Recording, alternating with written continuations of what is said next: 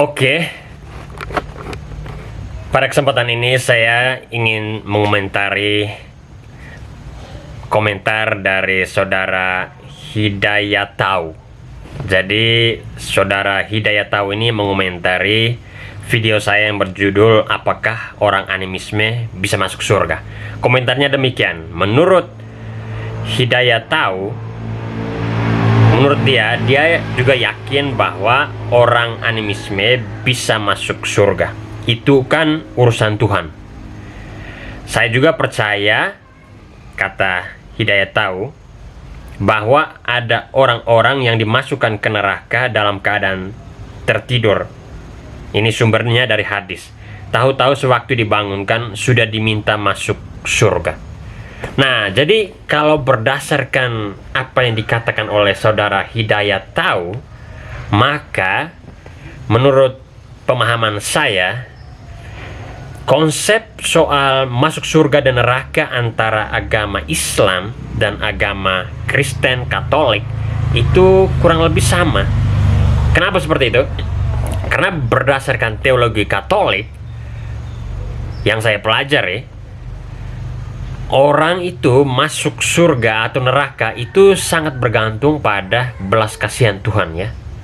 Jadi kalau Tuhan memiliki belas kasihan terhadap orang itu, maka orang itu akan masuk surga, walaupun orang itu waktu hidup di dunia ini banyak melakukan kejahatan.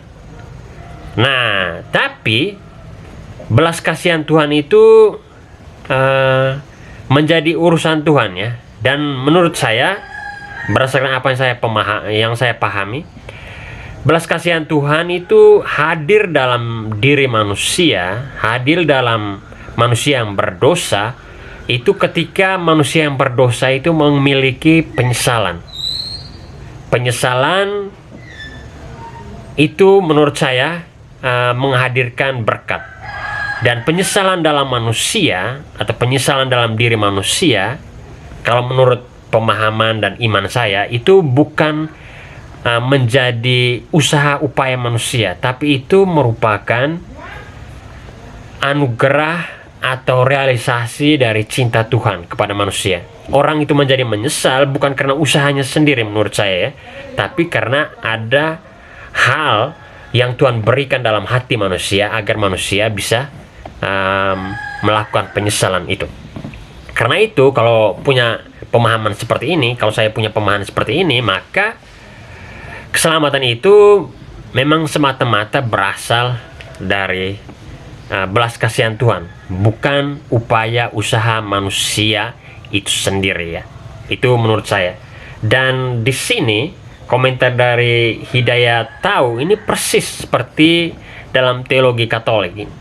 Dan teologi Katolik itu nampak dalam peristiwa ketika Yesus disalibkan bersama dua penyamun atau penjahat besar. Dan salah satu penjahat besar ketika dia akan meninggal disalib bersama Yesus, dia menyesali segala perbuatannya dan mengakui kebesaran Tuhan. Dan pada kesempatan itu Tuhan Yesus bilang, mulai detik ini, mulai saat ini Anda berada bersama saya di Firdaus. Firdaus yang artinya surga. Jadi keselamatan penjahat yang menyesal itu sungguh merupakan pintu bagi dia untuk masuk surga. Jadi penyesalan adalah pintu surga untuk dia.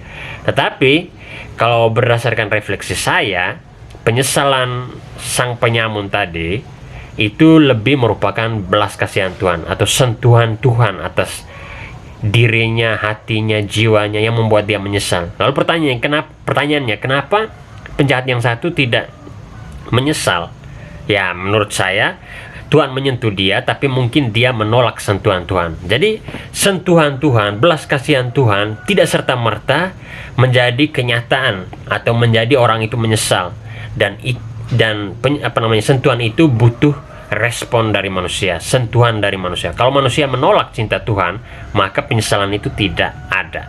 Dan apa yang dikatakan oleh Hidayatau bahwa orang yang berdosa yang dimasukkan ke neraka dalam keadaan tertidur dan tiba-tiba dia bangun dari tidur dan sudah di surga, itu menunjukkan secara lebih ekstrim ya, bahwa memang masuk surga dan neraka itu adalah hak prerogatif Allah kalau dalam Islam. Kalau berdasarkan penjelasan ini, kalau penjelasan ini benar ya, ini adalah hak prerogatif Allah. Allah sendiri yang menentukan orang itu masuk surga atau tidak, entahkah orang itu baik atau jahat.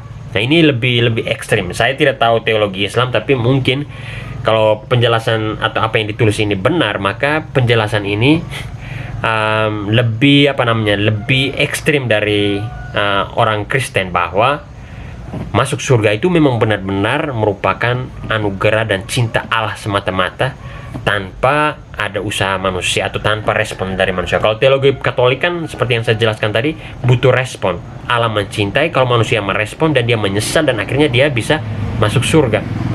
Nah, kalau di sini, kalau berdasarkan penjelasan Hidayat tahu, maka tanpa ada respon, orang itu tertidur. Tapi apakah tertidur ini bagian dari penyesal, saya juga tidak tahu. Mungkin untuk mereka yang menonton video ini dan lebih paham soal teologi Islam bisa menjelaskan komentar ini di bawah ini. Jadi berdasarkan penjelasan dari teologi Islam yang saya interpretasi sendiri dari apa yang dia tulis di kolom komentar saya, lalu juga dari interpretasi saya terhadap ajaran teologi Katolik, saya berkesimpulan bahwa teologi Islam dan Katolik itu tidak jauh-jauh berbeda. Tapi pertanyaannya, kenapa tidak jauh berbeda? Nah, kalau menurut saya, karena agama Katolik, Kristen, Islam, dan Yahudi, tiga agama besar dunia yang disebut agama Samawi ini, itu semua berasal dari satu tempat ya, atau lahir di satu tempat, yang yakni di Timur Tengah. Dan karena itu tidak heran jika teologi dari tiga agama besar ini kurang lebih mirip, tidak jauh berbeda, karena mereka lahir di tempat yang sama. Allah merefleksikan dirinya di tempat yang sama di Timur Tengah untuk tiga agama besar ini. Kenapa disebut agama Samawi? Karena tiga agama ini bersumber pada Allah, revelasi Allah maksudnya, bersumber pada revelasi Allah. Jadi dia turun dari atas, dari surga ke bumi. Jadi Allah yang menunjukkan dirinya ke manusia, makanya disebut sebagai agama Samawi. Nah, sebaliknya kalau agama bumi itu kan seperti agama Buddha. Nah, agama Buddha itu kan dia dari bawah ke atas, bukan dari atas ke bawah. Dia berasal dari bumi naik ke atas, bukan dari atas turun ke bawah. Itu yang saya pahami. Ya, jadi kurang lebih seperti itu. Agama Kristen, Katolik, Islam, dan Yahudi memiliki teologi yang kurang lebih sama. Karena itu tidak perlu ada pertengkaran, tidak perlu. Tapi sejauh ini kan konflik agama itu sering menyeret tiga agama besar ini, agama Samawi, yang sebenarnya lahir dari tempat yang sama dan memiliki teologi yang kurang lebih sama.